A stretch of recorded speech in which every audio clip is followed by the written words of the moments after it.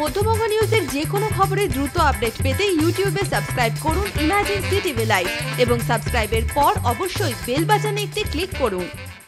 নিখিলবঙ্গ প্রাথমিক শিক্ষক সমিতির ৪২তম জেলা সম্মেলন অনুষ্ঠিত হল বহরমপুর শিল্প তালুকে। শনিবার শুরু হওয়া এই সম্মেলনের আজই ছিল শেষ দিন। শিক্ষার মান উন্নয়ন, শিক্ষার প্রসার, ক্লাসের শিক্ষকদের দায়বদ্ধতা, শিক্ষকদের জীবনযাত্রার মান উন্নয়ন, পরিকাঠামো মজবুত সহ মোট ১২ দফা দাবি ছিল এই সম্মেলনে। আমাদের মূলত ৩টি এজেন্ডাকে সামনে রেখে এই সংগঠন পরিচালিত হয়।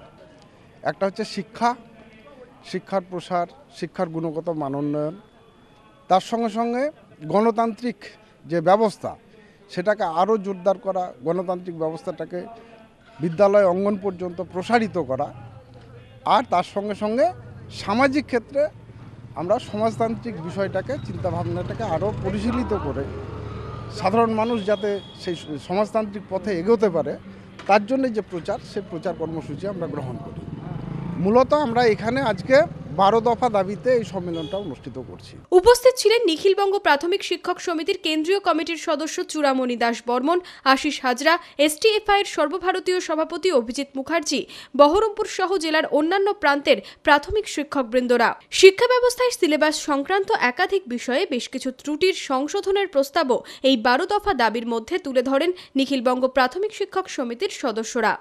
আমাদের মনে হয়েছে, নিখিলবঙ্গ প্রাথমিক শিক্ষক সমিতির মনে হয়েছে সিলেবাস সহ যাবতীয় বিষয়ে কিছুটা ত্রুটি আছে, আমরা সংশোধন করার জন্য প্রস্তাব নিয়েছি এবং শিক্ষার মান যেন উন্নয়ন হয় সেটা দেখার জন্য আমরা সবাই ঐক্যবদ্ধ এবং আলোচনা করেছেন সবাই।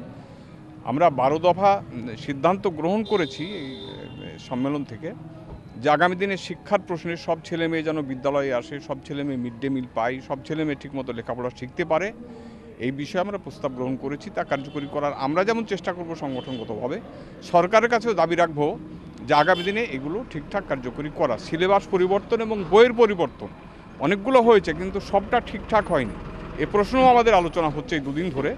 যদি মধ্যবঙ্গ নিউজের এই খবরটি ভালো লেগে থাকে তাহলে অবশ্যই একটি লাইক দেবেন এবং ইউটিউবে ইমাজিন সিটিভি চ্যানেলটি সাবস্ক্রাইব করবেন। আর যে কোনো খবরের দ্রুত আপডেট পেতে সাবস্ক্রাইব করার পর বেল বাটনে একটি ক্লিক দেবেন।